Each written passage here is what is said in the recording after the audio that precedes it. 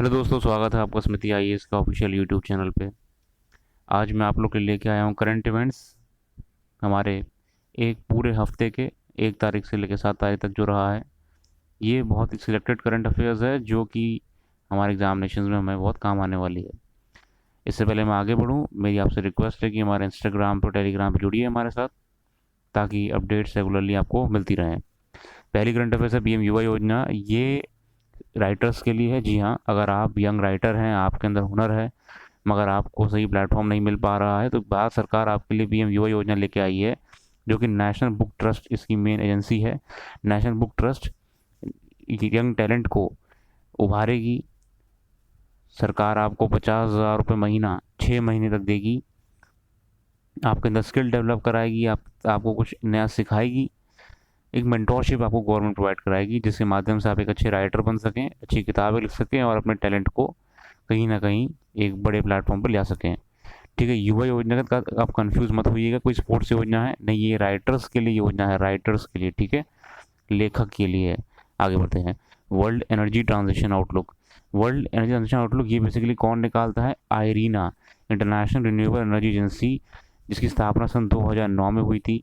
ठीक है, आयरीना की अगर हम बात करें तो आयरीना की स्थापना 2009 में हुई थी। इसके हेडक्वार्टर कहाँ है? इसके हेडक्वार्टर है अबू धाबी। कहाँ पे है? Abu Dhabi. Abu Dhabi Madrid city में है, मजदार सिटी में, सॉरी।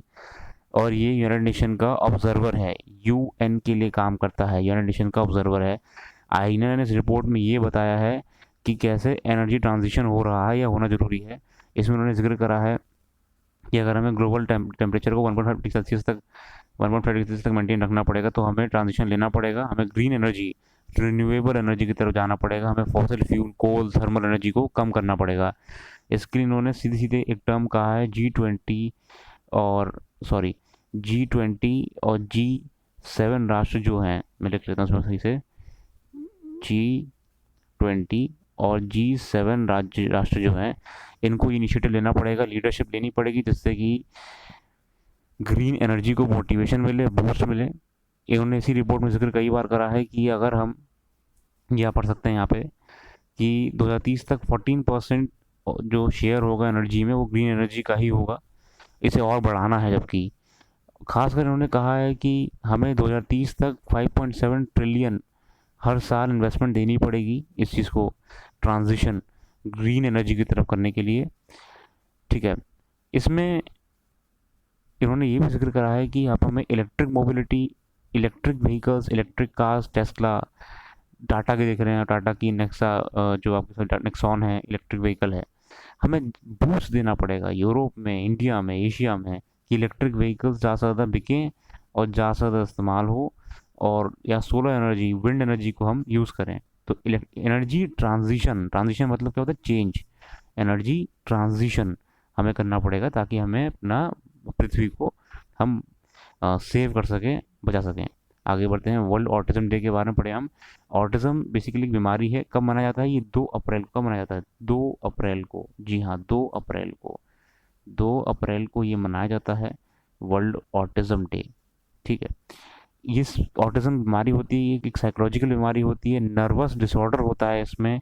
माइंड कम्युनिकेट नहीं कर पाता है, चीज़ों को रिएक्ट नहीं कर पाता सही तरीके से। इसमें क्या होता है कि ऑब्ज़र्व कुछ करता है, बच्चा बोलता कुछ और है, उसके हैंड एक्सप्रेशंस अलग होते हैं। तो ये साइकोलॉजिकल बीमारी, जिसको एड्रेस करने के लिए वर्ल्ड हेल्थ ऑर्गेनाइजेशन ने ये दिन, आपका यूनाइटेड नेशन ने, सॉरी, और डब्ल्यू के साथ मिलके इसे एक अवेयरनेस कैंपेन चलाते हैं 2 अप्रैल को।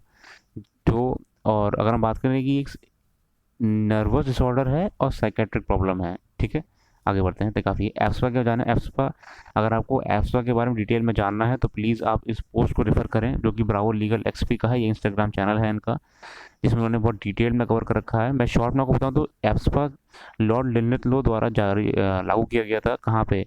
जो नॉर्थ ईस्ट के डिस्टर्ब्ड एरियाज़ हैं, यहाँ पे आर्मी को ज़्यादा पावर दी गई है कि आर्मी अपने एक्शंस को और मजबूत कर सके, ताकि उन डिस्टर्ब्ड एरिया में पीस मेंटेन हो। हाल ही में करंट अफेयर्स में क्यों रहा है कि 3 राज्यों से एफ्सपा को हटा दिया गया है, नागालैंड, मणिपुर, और तीसरा आप कमेंट सेक्शन में बताइए कि कौन सा राज्य है। इसको डिटेल में पढ़ने के लिए आप इनके पोस्ट को रेफर कर सकते हैं, बहुत डिटेल में इन्होंने इसको कवर करा हुआ है। ठीक है, आगे बढ़ते हैं। Draft Indian Antarctica bill. ये बिल बेसिकली कवर कर रहा है आपके हमारे जो इंडियन साइंस एक्सप्लोरेशन हो रहे हैं एंटार्क्टिका में। टूरिज्म का जिक्र करा है इसने कि टूरिज्म को बढ़ावा दीजिए, साइंस एक्सप्लोरेशन करिए, मगर एक सीमित सीमा के अंदर करिए। मतलब जबरदस्ती खुदाई करने के लिए मना करा है, ड्रिलिंग एक्सकवेशन के लिए मना करा है, बायोडाइवर्सिटी को हैम्पर करने के लिए मना करा है, वहाँ की कोई भी अन्य प्रजाति जीव जंतु वहाँ पे इंट्रोड्यूस कराने के लिए मना करा है। तो ये बेसिकली बिल को शॉर्ट में आपको बताऊँ तो ये एक मतलब ये एक अपडेट है हमारी अंटार्कटिका पॉलिसी के ऊपर। ठीक है, इसमें जिक्र ये भी करा गया है कि कैसे अंटार्कटिका की बर्फ़ धीरे धीरे पिघल रही है, तो हमारा भी जिम्मेदारी बनती है कि हम वहाँ पे कोई भी ऐसी एक्टिविटी ना करें जिससे वहाँ का क्लाइमेट पे सीधा सीधा असर पड़े। ठीक है, ये ज़रूरी है इसमें जानने के लिए। अगर हम बात करें अंटार्कटिका मिशंस के बारे में हमारे, तो अंटार्कटिका में हमारे ये आपका यूपीपीसी से यूपीएससी में आ सकता है कि कौन से मिशन चल रहे हैं आपके। तो यहाँ पे आपको दक्षिण गंगोत्री है। ठीक है, दक्षिण गंगोत्री में लिख दे रहा हूँ, दक्षिण गंगोत्री DG। ठीक है, फिर आपका है मैत्री। ठीक है, ये आपका यूपीपीसीएस में 2021 में आया भी था। फिर है आपका भारती B। ठीक है, भारती। और एक आपका है सागर निधि, मैं इसको यहाँ पे लिखता हूँ SG, सागर निधि। ये डिटेल में आप खुद पढ़ेंगे, जो कि यूपीएससी में आपको हैबिट बनानी चाहिए कि आप खुद से पढ़ें। ये इवेंट सिर्फ आपके फैक्ट साथ करने के बताया मैंने आपको कि ये हमारे वहाँ पे मिशन चल रहे हैं। चलिए आगे बढ़ते हैं। Chandrapur, El Dorado weather website है जिसने एक बहुत बढ़िया एक खोज करी, इसमें उन्होंने बताया है कि चंद्रपुर जो कि महाराष्ट्र में अवस्थित है, ये विश्व की तीसरी सबसे गर्म जगह है। यहाँ पर टेम्परेचर 40+ ही रहता है, और ये एक बहुत बड़ी बात है कि हमारे देश में ऐसा एक जगह भी है जहाँ पर टेम्परेचर इतना हाई रहता है। ठीक है, इसमें सिर्फ इतना ही जाना काफ़ी है। लिंक कैसे करोगे इसे? अब इसको आप एक लिंक करो कि ऐसे जोग्राफिकल कंडीशन क्या है चंद्रपुर में कि यहाँ पे टेम्परेचर इतना हाई रहता है। बाकी इसमें जानने के लिए इतना ही काफ़ी है। देखिए, हम अननेसरी 2-2 घंटे की वीडियो अगर बनाएंगे करंट अफेयर्स की, तो आप ही लोग के लिए लोड बढ़ जाएगा। और ये प्रूफ है कि जो 2-2 घंटे की वीडियो लोग यूट्यूब पर डाले पड़े हैं करंट अफेयर्स के बारे में, उससे रेलेवेंसी नहीं आ रही है।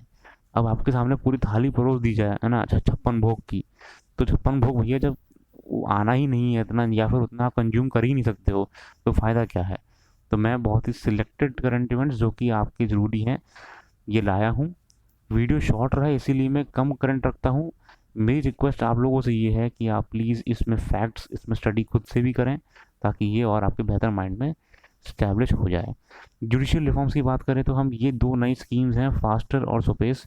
फास्टर बेसिकली ये है आपके रियल टाइम नोटिस वगैरह जो कोर्ट के हैं, कि मान लीजिए कोर्ट ने ऑर्डर दिया है कि XYZ आदमी बरी हो जाए, तो ये तुरंत डिजिटली भेज दिया जाएगा। पहले क्या होता है कि डॉक्यूमेंट वेरिफिकेशन में, कोर्ट के ऑर्डर वेरिफिकेशन में महीनों लग जा रहे थे। अब ऐसा कुछ नहीं होगा। जैसे ही कोई ऑर्डर कोर्ट का निकलेगा, तुरंत ये जेल को भेज दिया जाएगा।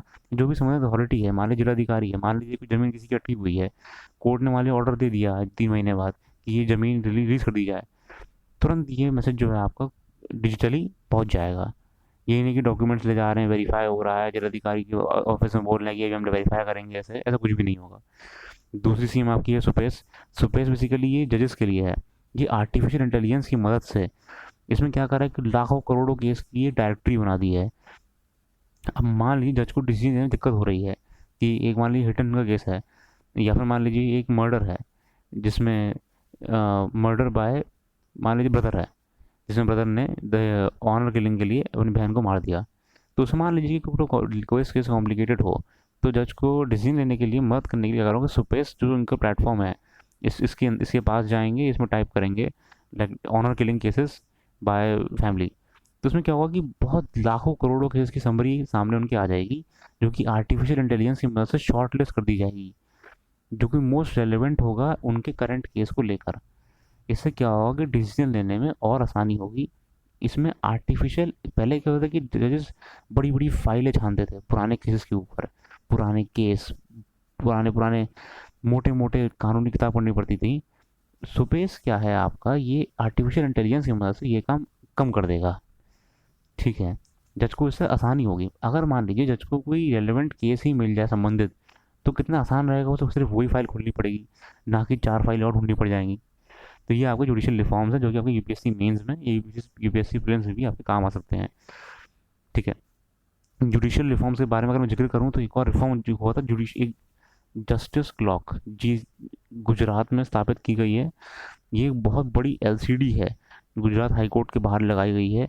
इसमें लिखा आता है टोटल केसेस कितने हैं, टोटल पेंडिंग केस कितने हैं, टोटल एक्टिव केस कितने हैं। तो जस्टिस क्लॉक कहीं ना कहीं जुडिशरी को स्पीड अप करने के लिए लगाई गई है। बहुत बड़ी टीवी है ये, एलईडी टीवी, जिसमें लिखा आता है। तो जस्टिस क्लॉक गुजरात में जस्टिस डीवाई चंद्रचूड़ द्वारा इनॉग्रेट की गई थी। और इससे देखिए जुडिशियल रिफॉर्म्स आपकी यूपीएससी मेंस में, यूपीएससी प्रीलिम्स में ज़रूरी हैं। तो ये आप याद कर सकते हैं या रिसर्च भी कर सकते हैं अपने आप से। वीडियो को शॉर्ट रखने के लिए मैं इसको, ताकि आपको बस नॉलेज मिल जाए कि कौन सा करंट इवेंट ज़रूरी है। वरना मैं चाहूँ तो 2-2 घंटे की वीडियो बन जाएगी, फिर वो ग्रास्प करना मुश्किल हो जाता है स्टूडेंट्स को। आगे बढ़ते हैं, आज के लिए हम इतना ही रखते हैं। बाकी अगर आपको अच्छा लगा हो तो कमेंट सेक्शन में लिख के दीजिए हमें, क्या रिव्यू है आपका, क्या फीडबैक है आपका, क्या मैं इम्प्रूव कर सकते हैं। और जुड़े रहिए हमारे इंस्टाग्राम के साथ लेटेस्ट करंट अपडेट्स के लिए। और जो भी एग्ज़ाम न्यूज़ होती है वो हम बराबर इंस्टाग्राम पे देते हैं सबसे पहले। इंस्टाग्राम पे कोई भी अपडेट होगी सबसे पहले आपको दे दी जाएगी। तो जुड़े रहिए। बाकी thanks for watching and have a nice day.